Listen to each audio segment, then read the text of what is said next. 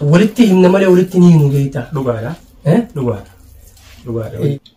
وان وان نفرشي سودين تنجي شوكب ألكي خسارات أنا هند فرد أنا هندن أنا سبب خيش فما تندلي تكن كبتو كغرتي جلتي متشيرمي اتديبان نبك ايستي جان دوغالا أنا ورموت يجنتي إسنت ديبو تنجيرو أمو هنگا تكونت ديبو جرتنان isinis amma bakka tanatti yeroo gartee jawaadeen lafa eeggatan lafaa fuutee ol qaabtee onnee itti hortee jajjabeessitee humna taatee fi jireenya kana waaniif gartee wajjin qabachuu eegalan akkam itti goota gurbaan kun gartee ilmaan qabaati atiituun gartee namni biraa hedduudha maaliif gartee onni taatennaan nin jaaladhee jaalti fara rabbiiti irraa ka'u diddee jechuudha. ilmaan kanoo ilmaan kiyya ilmaan kun haadha biraati sun ta'an ilmaan kiyya yoomiyyuu gartee ilmaan kun ilmaan kiyya irraan ka'u haadha teebiitiin abbaa tee wajji dhaabbadhattee ifkannite yeroo sanitti jawaadillee akka rakkoo tana keessa buutuun barbaadu garuu bakka tanatti maal jechuun jawaadiin ciminaa fi gartee yeroo sanitti isii wajji wal qabachuu isin gartee kas cinaa dhaabbachuu sanitti nama gartee isin nama jijjiiranii nama hin qabne jechuudha. Kanarratti gaa deebisanii wanni gartee warra kaatee fi irratti xiyyeeffatteef sababaa kana. Amma furmaatiin tarkaanfiin isii fudhatte tun zakkoon dhuunfatti warra isaanii duraan miine namni biraa duraan miine. Jawaadii jechaa barkuun hundinuu. Garuu maali bakka tanatti nama jaalatte nama jaalatan aalaa jaalatan lafee qoqqoran hundee qoqqoranii jaalatan. jawaadee waan jaalattu edda gartee gurbaan kun nageessaa dhabee gartee ilmaan kanaan shororkaa jiran anaatu irraa hobbaasattee gabbaate. Ani hamtuu haa ta'u bakka gartee isatti ulfaatte san difaa an badala isaa gartee bikkasaa san bu'eetiin hamtuu ta'uu taatus gartee osoo anaa irraa fidaa taa'aadha. Amma asii waan takka asirratti waan sosodaattan takkaa jira waan qaqqeeqtan hin qaqqeeqina. Akkuma reefuun tana jennee dhugaa rabbii waan gartee murtaa'ee murteen dabarte ta'e yoo dubbattee ittiin sodaanne ittiin qaanfanne ittiin sheenooynees dubbadha. Ifkeetti hambiftanii boodan sheenooyina wayi silaa yeroo san ji'ee silaa fi eegeen gamu boodaati jettee manguddoo kan Oromoodhaati. Wanti jechuu qabnu furmaateen haqa ni qabdi, dhuga qabdi, mirga qabdi, mirga sii falmachuudhaaf mirga jiraachuu fi jiraachuu dhiisuu dubbachuudhaan rabbii kanneef amarratti jaala sheenaa fi eegeen gamoodaas akka fitti nan dunya jechuu barbaadati maaliif hin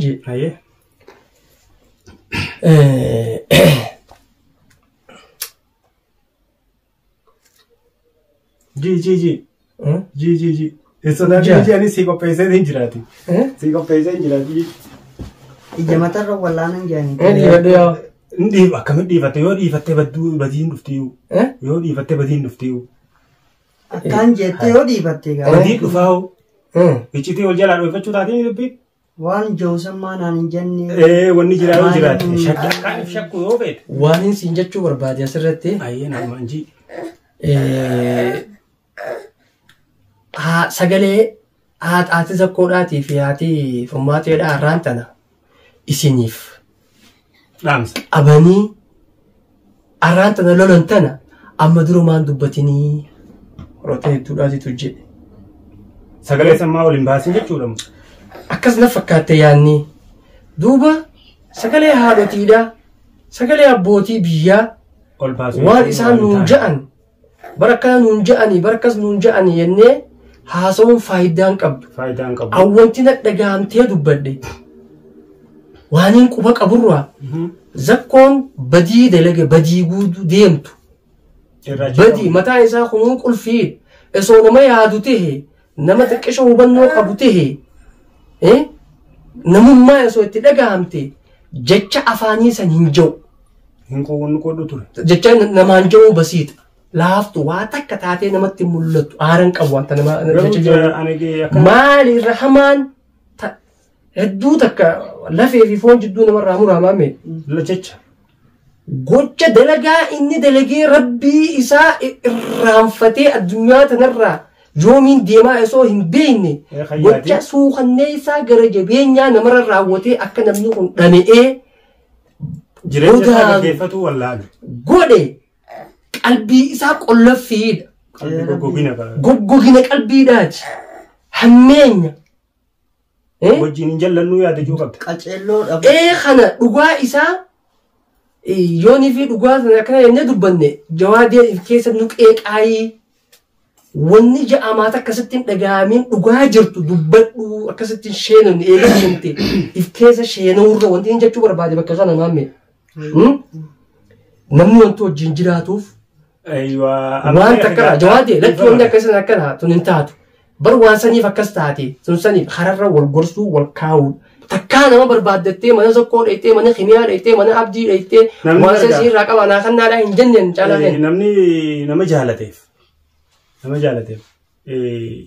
jaalattii hanga qabriidhaa waan jaallata gagarte lubbuu isaa tana dabarsee hannuudhaaf waa takka ittiin fakkaatu yoo dhugaadhaan si jaalate jaalala dhugaa irratti hundoonaan tanaa tana jirtutti jawaadee keenya dubbii fidaa itti Oromooni xiqqishoo anis hunda keessaa wanni muka muraanuma jirtii beekamu yaada kee kana keessatti maal yoo qayyattu taate ammaan dura dubbii takka waan takka taniin dubbadhee atilleen jala lallaaltee nama uffattee akka jiraa beekadhu maali dubbiin ta'e yoo itti maamee ati siif haaraya if duuba deebinee viidiyoolee teenyallee ilaaluu ni dandeenya. Namni waan kana gaggeessaan guddaan zakkoodha zakkoorra tarkaanfii fudhatamuu qabaa jara jalaa dhiisaa gaabaan anjee ture beekadhu bubbultee maan tana jawaatiin nanjee maal nanjee ni beekana bira jira amma nuti jechuun yoo nifi gartee xiqqishoo waan wal komannu gartee waa dubbanneef fuuldura ol taaneeti dogoggora akkanaatii jira bakka sanitti maaliif akkas jettee jennee wal gaafanna. Akkuma isin jetti maamee qiyya saayibni qiyya jawaadeen beekee maali isin jechuu barbaade nuti yoo nifi gartee waa jiraates if keessa qabachuu osoo hin taane rakkoon bakka sanii maaliif waan kana goote jenneetuma fuuldura ol dhaabbanneetuma ol gaafannee wanni kana godheef kanaa jenneetuma wal hubachiifnaa jechuu barbaadeetti maamne. Loonii fi namni waan kanaan deemu namni guddaan dafamee tarkaanfiin irra fudhatamuu qabu. Zakkoodhaa yoonii fi gartee gaggeessaan waan kanaa abbaan garee tanaa tarkaanfiin irra fudhatamee kaan dhaamuu ni danda'a jee yaada tokko kanninaan maalaan jee seetee saayibni qiyya. Maalii fi kimiyaa tana keessa achi qabdee waan jiru komiin kaasee beekama. Ni yaadatta? Akkasittiin lakkii boo antanaaf hin jenne wanni hin ja'eef tirsaan isaanii guddaan abbaan guddaan isa akkuma amma inni nu laal ifiifuu fiddee jettee Oromoon akkuma amma inni nu jeetti jarri kaan guuza isaati abbaan dhimmaa guddaan isaa jee kanatti si galee inni sanirra tarkaanfii fudhatamuu qabaa dursinee isarra yoo tarkaanfii fudhannee isa dadhabsiifne jarri kaan ni dhaamaa waan jedhuun yaada kanne innillee akkasumaan jeeti. Yaadachiisumaaf hin jee. Lakki waan jiraate bar waan kaatu dandeenyu miti maame. Caala. Wanti saayinsi waan jiraate. Laala wanti guyyaa guddaatti jette warroottan furmaata irra tarkaanfii fudhatan hedduudha.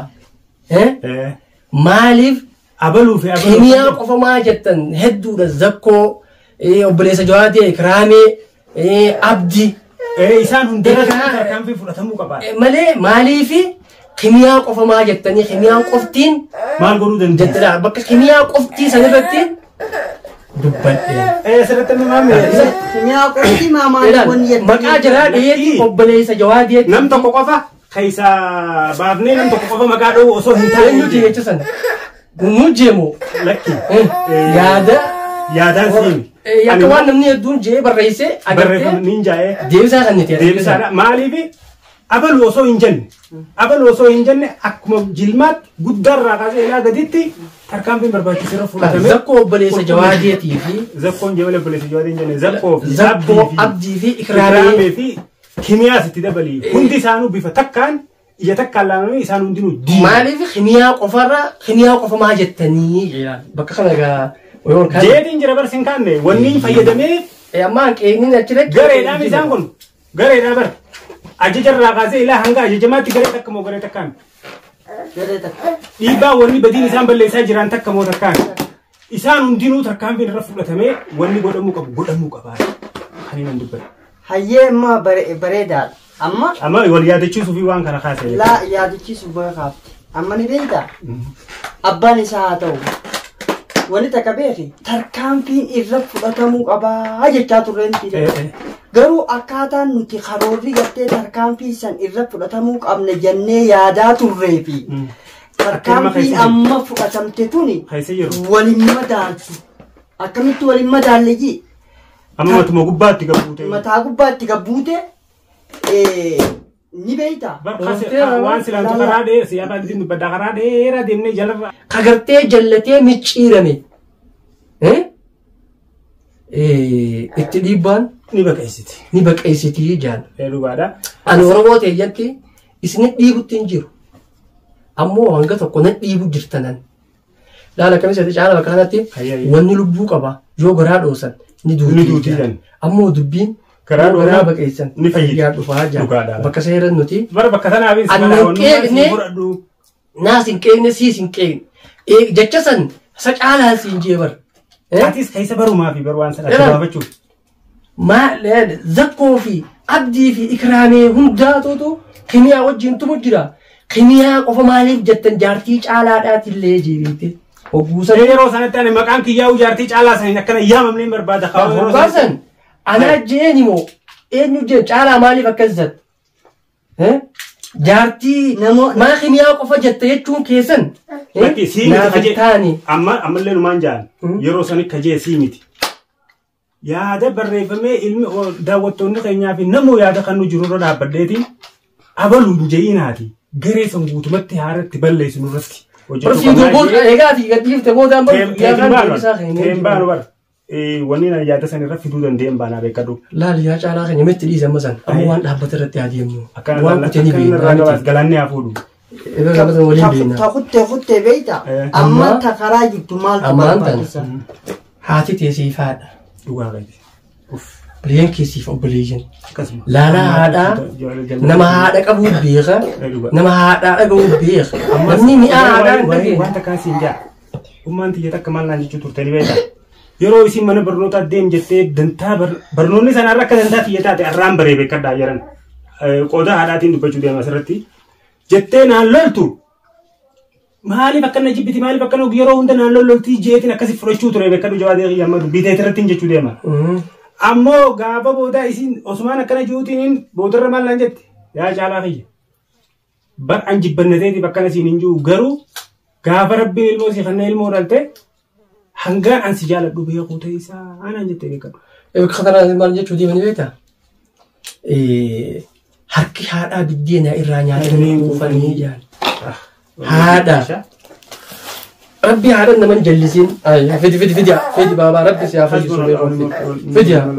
Siraan waan nama jallisaa irraa rabbiin waa fageessu. Ilmi jallaanis ni jira. Ka jallate wajji rabbiin hin jallisini. Ammoo Oromoo jallaadhaa wajjin diriiraan jallisina. Nama jallatee wajjin ka jallatee wajjin walitti hin dhawan. Obbolummaa rabbii waliin nu hidhee. An firaa hidhuun danda'u akkumaan ji'etti kanaaf koomintootaa fi hordoftoota keenya isinitti illee dheerenne mee hanqa fiidiyoo biraatti walitti deebinu tanuma irratti har'aas nu jajjabeessaan isiniin jira.